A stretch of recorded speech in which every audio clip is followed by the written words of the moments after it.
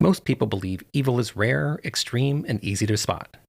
But psychology tells a more unsettling story. Under the right conditions, ordinary people can do extraordinary harm. Today, we're asking a simple question with an uncomfortable answer. How does evil actually happen? I'm Mike Doherty, and you're listening to Cracking the Shell on Psychological Science. We cracking that shell now. Abby, Ben, Mike, Joey, let's go. Yeah. Cracking the shell on the mic, psychological science in sight. Abby bringing that fire, sparks when she speaks, ignition on sight. Been with the breakdown, mind state, takedown, never miss the details. Mike hitting concepts heavy like freight trains on steel rails. Joey steady mapping brainwaves, decoding how we feel. They turn that abstract real. Welcome back to another episode of Cracking the Shell on Psychological Science. I'm Mike Doherty, and today I'm here with Dr. Scott Roberts, and we're going to talk about the psychology of evil. Welcome to the show, Scott. Thanks for having me. All right, so before we get into the actual show, can you say a little bit about sort of how you got interested in psychology in the first place? Yeah, so, to be honest, I was never really a great student in high school. I was pretty average. Struggling to engage until my senior year when I took a course in psychology. And it suddenly resonated with me that if I wanted to understand anything, it was why people think, feel, and do what they think, feel, and do. And within that, I found I was particularly drawn to the extremes of human behavior, the stuff that we look at and ask ourselves, how could that happen? Why would that happen?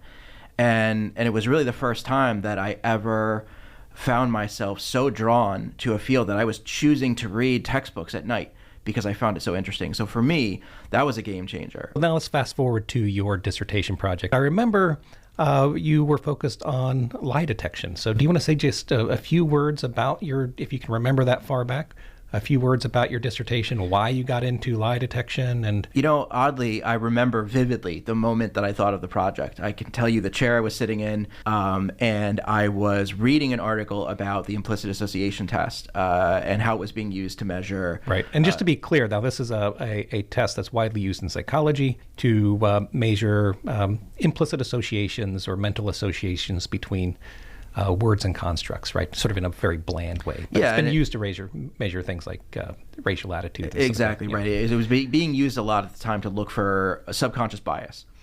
And I was thinking about what it was really measuring in terms of the associations in memory.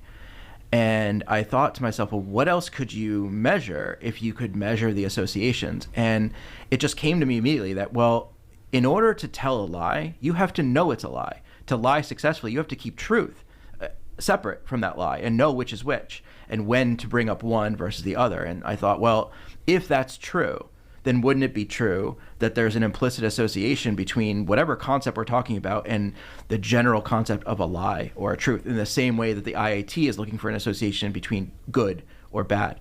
And so I quickly sketched out what that would be on the screen that would be able to potentially look for a reaction time pattern difference if someone was lying or telling the truth. And then that became the project. There's an interesting tie-in with that project and another long-time interest of yours, which is the psychology of evil. Can you say a little bit about this class you developed on the psychology of evil? Yeah, I think it all comes back to this interest and fascination in the extremes. What I really wanted to do was to design a course and an experience that gave students the opportunity to explore extremes in human behavior in a systematic way, right? How do we add some level of structure to what would seem like chaos?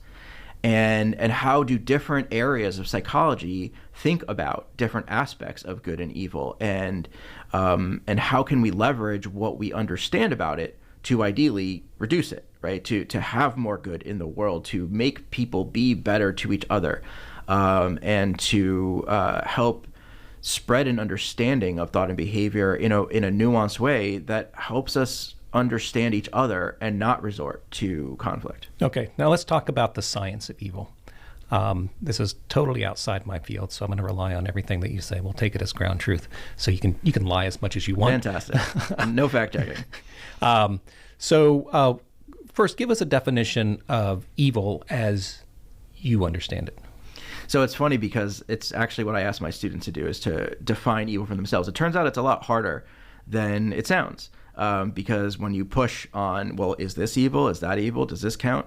It turns out it gets really blurry. And I actually go out of my way to not define it for my students because I don't want my perspective to shape theirs. But I think what we generally agree, having read hundreds and hundreds and hundreds of student definitions of evil, is that it tends to circle around this idea of a unnecessary extreme that causes in a predictable way an irreparable harm.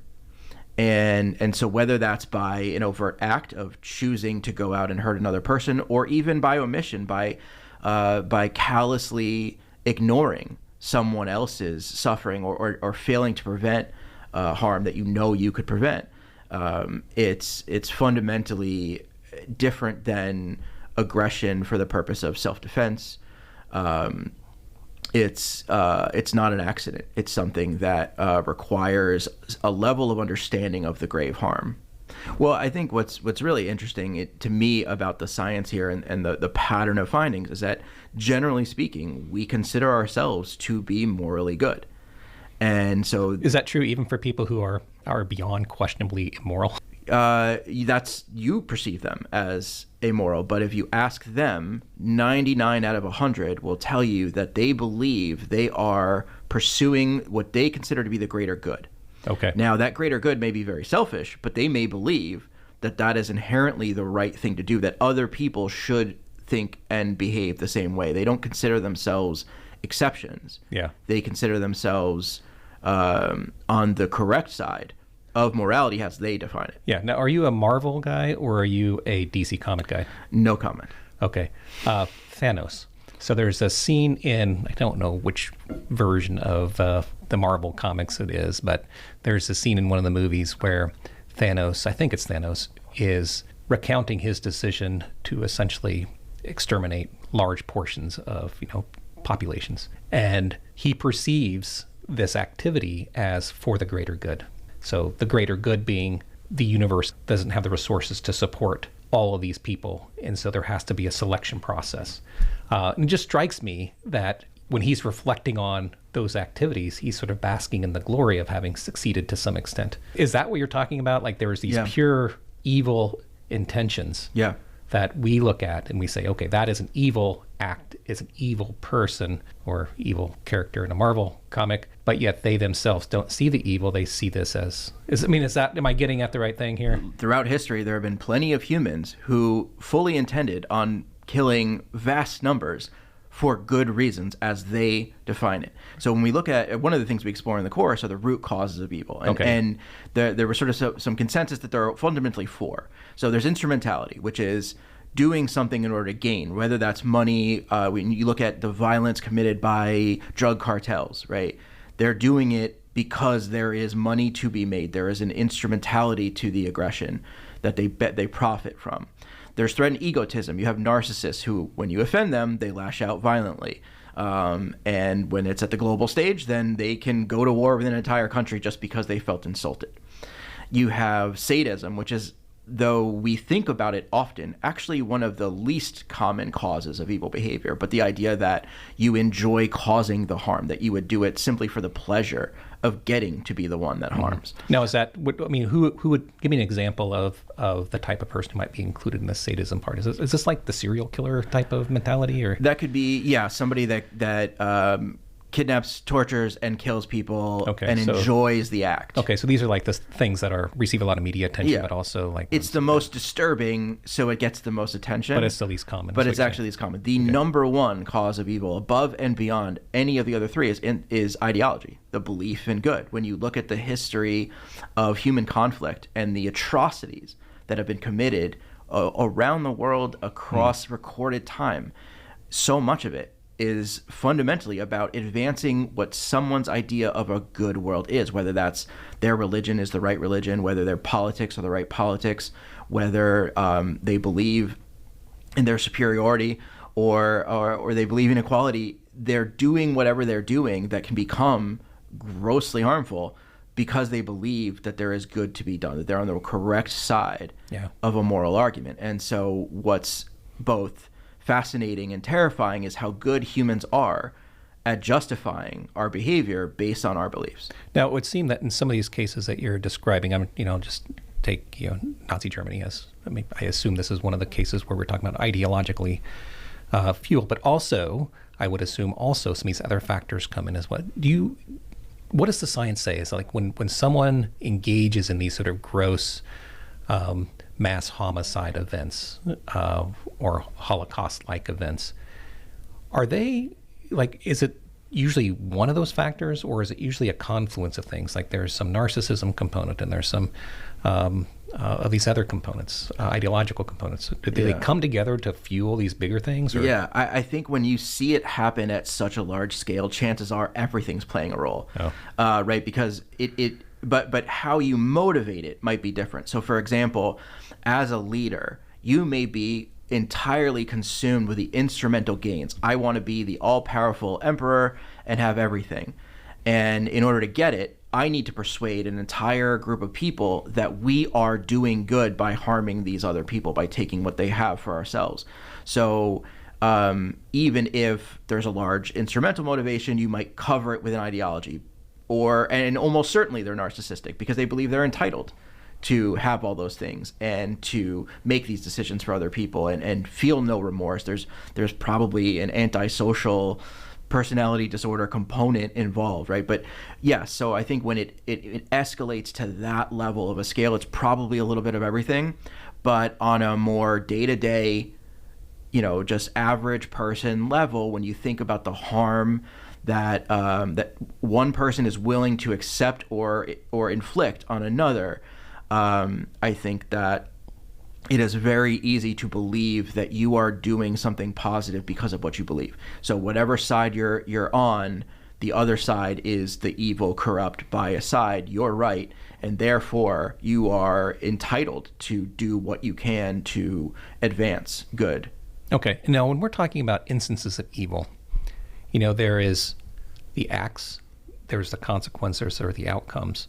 So, many of the things that come readily to mind to me are things like homicide, extreme acts of violence, that sort of thing.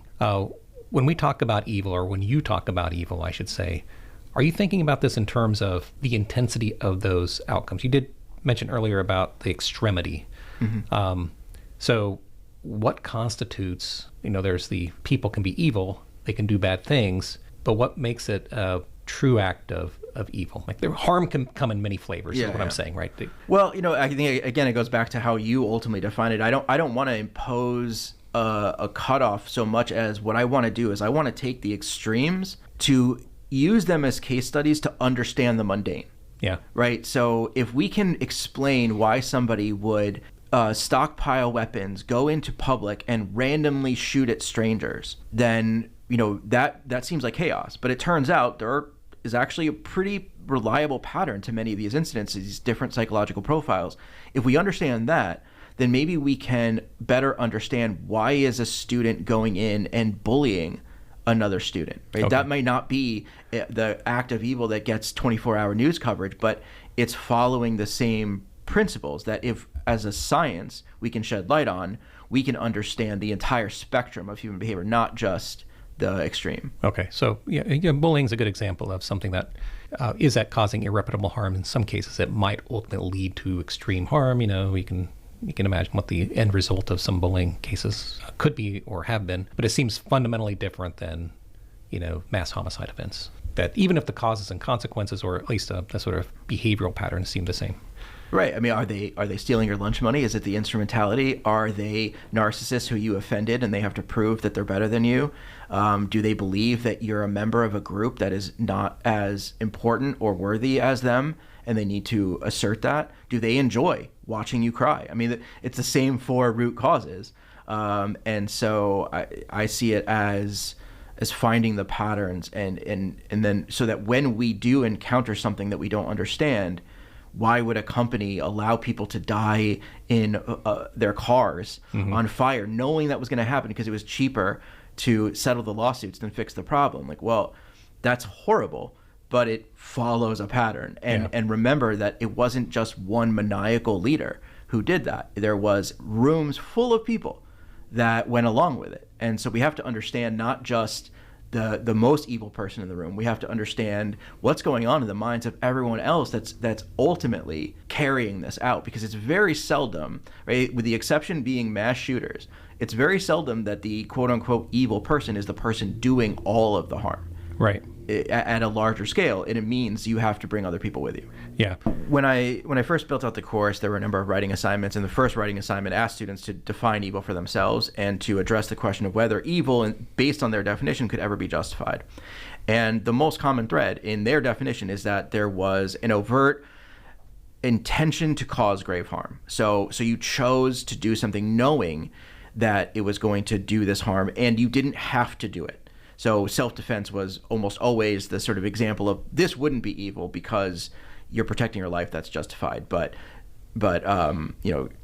killing a bunch of people to steal their money would be preventable. You don't have to do that. You chose to do that.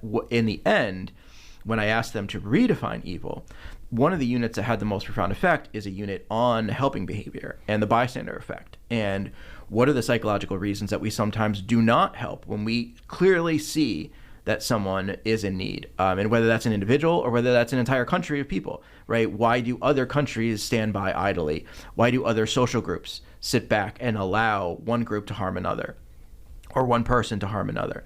And so I think what's interesting is then that becomes incorporated into students' definitions of evil, that sometimes the choice to not prevent it, to not stop it, when you hear about horrific examples where you have one person or a group of people committing a terrible assault on another, and you have people standing around filming it with their phones. Yeah. So it's really easy, right? We would have started out identifying the perpetrators as evil. But then the question is, well, what about everybody else that watched? Are they evil too? They participated. Maybe they didn't pull the trigger.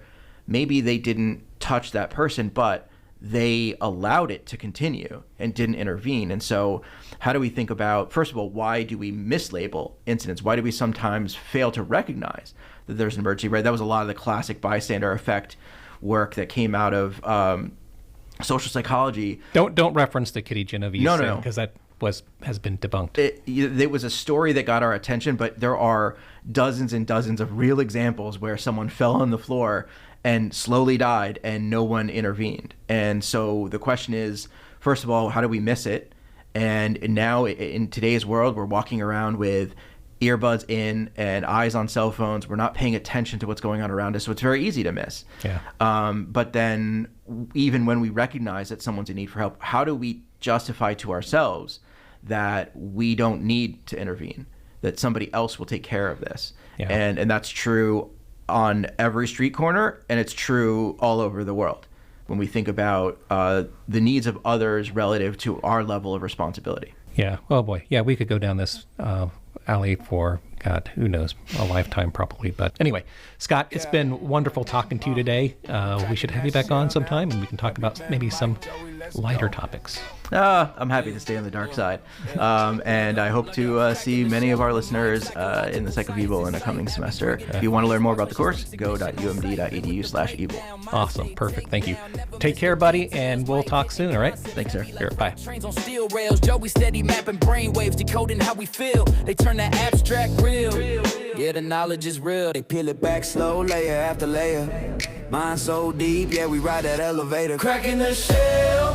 Yeah, we dive into the mind. Abby, Ben, Mike, Joey every time. Psychological science with the rhythm and the rhyme. Turn it up, educate while we shine. Dark pattern shift when the crew goes in. Empathy, memory, where the stories begin. Behavior decoded like a master class. Dropping knowledge that it's harder than the best. This podcast is a joint effort of Abby Nicholas, Ben Jones, Joey Barnett, and myself, Mike Doherty. Music for this episode was created using Suno AI. If you enjoyed this episode, be sure to subscribe. Share it with your friends or send us an email at crackintheshellonpsychology@gmail.com. That's crackintheshellonpsychology, one big long word, @gmail.com. Until next time, stay curious, stay thoughtful, and remember, understanding how harm and evil can take root is one of the best ways to keep them from taking hold.